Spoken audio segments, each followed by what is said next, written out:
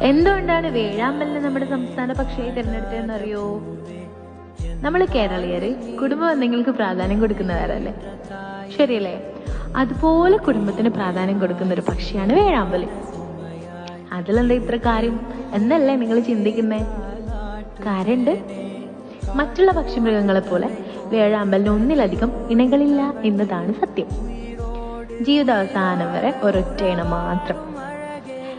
ഇണ ചേർന്നതിന് ശേഷം മരത്തിൽ പൊത്തുണ്ടാക്കി ഇണയെ അതിനുള്ളിലാക്കും. എന്നിട്ട് ആൺപക്ഷി അതിന്റെ ദ്രവം കൊണ്ട് ആ പൊത്ത് മൊത്തമായിട്ട് അടക്കും. പെൺപക്ഷി അതിൽ മുട്ടയിടുമ്പോൾ ആൺപക്ഷി കൊക്ക് പോകാൻ പാകത്തിൽ ഒരു ദ്വാരം ഇടും. അതിനുശേഷം ആൺപക്ഷി കാടും നാടും ഒക്കെ ഇര തേടി അങ്ങിറങ്ങും.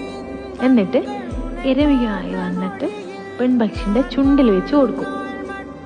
പിന്നീട് മുട്ട വിരിഞ്ഞു കഴിഞ്ഞാൽ പെൺപക്ഷി ഒരു പ്രത്യേക ശബ്ദം പുറപ്പെടുവിക്കും. ഉടൻ തന്നെ ആൺപക്ഷി കൂട് കുട്ടി പൊട്ടിച്ച് അമ്മയും മക്കളെയും സ്വതന്ത്രരാക്കും.